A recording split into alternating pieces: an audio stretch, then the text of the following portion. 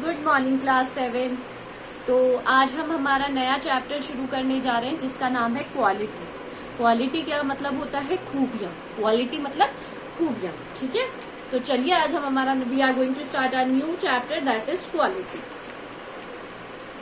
So we will start with the warm up. Warm up में हमें पता होता है कि ब्रीफ में हमें दिया हुआ था कि क्या है स्टोरी में। This story is about dedication to work of high quality with the passion of an artist. यहाँ पर ये बताया गया डेडिकेशन। डेडिकेशन हार्डवर्ड साथ में करेंगे। डेडिकेशन होता है किसी चीज की तरफ समर्पित। किसी चीज की तरफ क्या होता है? समर्पित होना। क्या होता है? डेडिकेशन। और पैशन होता है हमारा लगन, किसी भी चीज के लिए हमारी लगन। तो ये हमें क्या बताता है? एक आर्टिस्ट, आर्टिस्ट कौन होता है? कलाकार, उसकी लगन उसके काम की तरफ। And the eventual loss of art. Eventual होता है मतलब जानबूझकर उसकी जो कला है उसका नुकसान होना। And quality in a word of competition and consumerism. Consumerism मतलब होता है कंज्यूमर्स। कंज्यूमर कौन होते हैं? ग्राहक। कंज्यूमर कौन होते हैं? ग्राहक। तो आजकल के जमाने में आपने देखा होगा कि लोग क्या करने की कोशिश करते हैं? दूसरों के ग्राहकों को तोड़ने की कोशिश करते हैं। हर एक तरीके से वो क्या चाहते हैं कि अपना फायदा देखते हैं, दूसरों का नुकसान देखते हैं। आजकल आपने यही देखा है, हर जगह हम यही देखते हुए आ रहे हैं।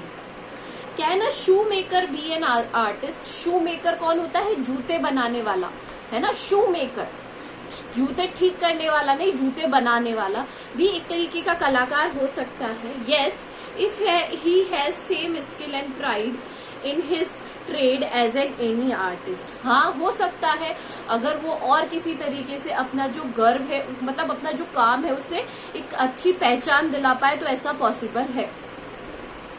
And the same respect for it too, और उसे सेम रिस्पेक्ट मिले। मिस्टर जेस्लर, मिस्टर जेस्लर या गैसलर, आप कुछ भी प्रोनाउंस कर लीजिए, Gessler, a German shoe maker settled in London, जो कि कहाँ सेटल थे? लंदन में रहते थे। Is a perfect artist. वो क्या थे? बिल्कुल एकदम परफेक्ट आर्टिस्ट थे। And read this story to see how he devotes his life to the art. Devote करना मतलब क्या होता है? समर्पित कर देना। कैसे उसने अपनी इस कला को अपना पूरा जीवन दे दिया, ये हम आज पढ़ेंगे। ठीक है। I knew him from the days of my extreme youth. जो राइटर है वो कहते हैं कि जब मैं जवान था, एक्सट्रीम जवान था, तब से मैं उन्हें जानता हूँ। Because he made my father boots. उन्होंने मेरे फादर के बूट्स बनाए थे। अब बूट्स क्या होते हैं? लॉन्ग शूज, लंबे जूते, है ना।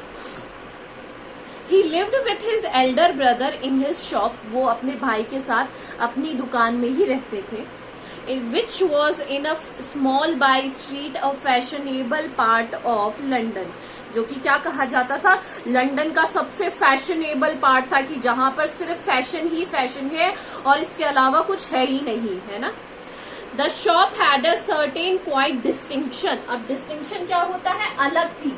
जो शॉप थी वो क्या थी? अलग थी। शॉप क्या थी? एकदम अलग थी, है ना, डिस्टिंक्शन थी। There was no sign upon in other than the name of Jessler brother. होता है ना, आपने देखा होगा बड़ी बड़ी दुकानें, शोरूम होते हैं, उनपे अलग अलग तरीके के वो बोर्ड्स लगे हुए होते हैं ना। उनमें पता नहीं क्या क्या दिया हुआ होता है, क्या क्या डिस्क्रिप्शन लगा हुआ होता है। बट जो उनकी दुकान थी उसका नाम बिल्कुल एक सिंपल तरीके से वहां पर लिखा हुआ था, जेस्लर ब्रदर। बस इसके अलावा कोई नाम नहीं था। And a window a few pair of boots. और विंडो में आपने देखा होगा डिस्प्ले में लोग कितने आपने देखा होगा जो ड्रेसेस हैं, या फिर बहुत सारी ऐसी दुकानें हैं, ड्रेसेस की हो गई, मिठाइयों की हो गई, वो लोग क्या करते हैं? डिस्प्ले में सारी अपनी अच्छी अच्छी शोपीस लगा देते, ताकि उससे क्या हो सके, लोग उनकी तरफ अट्रैक्ट हो सके, है ना। इसीलिए तो वो ये सब करते हैं कि ताकि लोग उनकी तरफ क्या हो सके? अट्रैक्ट हो सके। बट उनकी जो गैसलर ब्रदर्स थे, उनकी जो दुकान थी, उनमें क्या था? ज्यादा जूते नहीं थे, एक ये या दो पेयर ही उन्होंने सजाने के लिए रखे हुए थे, दिखाने के लिए। He made only what was ordered. और वो सिर्फ वो ही जूते बनाते थे जिनका ऑर्डर दिया जाता था, या जिनका ऑर्डर उनको मिलने वाला था। ठीक है। What he never failed fit to fit, और ऐसा कभी नहीं हुआ कि उन्होंने कोई भी जूता किसी भी तरीके का किसी को दिया हो और उसमें कोई कमी निकली हो। समझ में आया आपको? To make boots such boots as he made, उनके जैसे जूते बनाना या boots banana seem to me then and still seem to be mysterious and wonderful, मेरे लिए आज भी वो एक रहस्य का मतलब मेरे लिए आज भी एक कोई रहस्य की बात है कि वो किस तरीके से ऐसे जूते बनाते थे, वो क्या कारण था कि वो इस तरीके के जूते कैसे बनाते थे, ये आज तक मुझे कभी पता नहीं चला। I remember well my shy marks one day, और मुझे हमेशा आता था कि मैं बहुत ही ज्यादा शाय था। शाय का मतलब होता है शर्मीला, मैं बहुत ही ज्यादा क्या था, शर्मीला था। While stretching out to him my youthful foot, और जब मैं वो मुझसे अब जूते पहनने के लिए क्या करना पड़ता है, पैर आगे देना पड़ता है, तो जो राइटर थे उन्हें बहुत मतलब शर्म आती थी ये कहते हुए कि अपना पैर आगे बढ़ाते हुए, कि उन्हें अजीब सा, बहुत अजीब सा लगता था कि कहीं पता नहीं क्या किसी तरीके का कोई मजाक ना उड़ाए, है ना। Is not it awfully hard to do, Mr. Gessler and his ulster? तो मैंने पूछा ये आपको बिल्कुल भी परेशानदायक नहीं लगता है?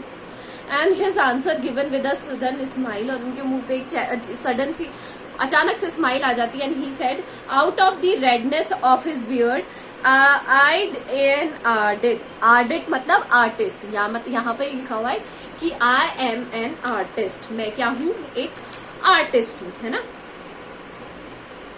It was not possible to go to him very often, वहां पर जल्दी जल्दी जाना या बार बार वहां पर जाना frequently बिल्कुल पॉसिबल नहीं था। His boots lasted terribly, मतलब उनके जो जूते थे वो बहुत ही ज्यादा चलते थे। terribly मतलब ऐसे थे कि फटते ही नहीं थे और लॉन्ग लास्टिंग थे। Having something beyond the temporary, some essence of boot stitched into them, और ऐसा लगता था कि वो अपने खुद हाथों से क्या करते हैं, उन बूट्स को क्या करते हैं, सिलते हैं, है ना। क्या करते हैं, उन बूट्स को सिलते हैं उनके अपने हाथों से। One went in not as into most shop but restfully as one enters a church, sitting on the single wooden chair waited, ऐसा जैसे मोस्ट ऑफ द चर्च में जाते, चर्च कैसी जगह, बहुत ही ज्यादा पवित्र जगह है, बहुत ही ज्यादा धार्मिक जगह है ना, और वहां पर जाके ऐसे लगता है कि हम कहीं अच्छी जगह जा रहे हैं। तो वहां जो गैसलर ब्रदर्स की जो दुकान थी वहां पर भी जाकर बहुत ही अच्छा फील होता था, और वो वहां पर एक छोटी सी चेयर लेकर बैठे रहते थे और इंतजार करते रहते थे अपने कस्टमर्स को। अ गटरल साउंड, गटरल मतलब अजीब सी, गटरल मतलब अजीब सी, guttural means अजीब सी। and tip tap of his slippers beating the narrow wooden stairs, और beating मतलब होता है narrow मतलब सकड़ी हुई, wooden stair मतलब लकड़ी की बनी हुई stairs पे जब कोई आता तो कैसी आवाज आती, टिप टप की आवाज आती ना जब हम उतरते हैं। and he would stand before one without coat, और वो वैसे ही खड़े होते वहां पर बिना कोट पहने हुए। अ लिटिल बैंड, थोड़े से झुके हुए। अ लेदर एप्रन, एप्रन क्या होता है जो खाना बनाते टाइम पहनते हैं ना, एप्रन जो जिससे ताकि कपड़े गंदे नहीं हो वो हो। विथ स्लीव्स टर्न्ड बैक, और जो स्लीव्स को ऊपर रोल करके टर्न कर रखी थी। Blinking and if awaken from some dream of boots, और ऐसा लग रहा था कि जैसे कोई वो सपना देखकर आए हैं और उन्हें उठा दिया गया है, बूट्स का कोई, जूतों का ही कोई सपना देख रहे थे, उससे उन्हें क्या कर दिया गया है, उठा दिया गया है। चलिए आज हमने इतना ही पढ़ेंगे। So what you will do these hard words in your copy with the Hindi and English meaning each and send it to me. Thank you.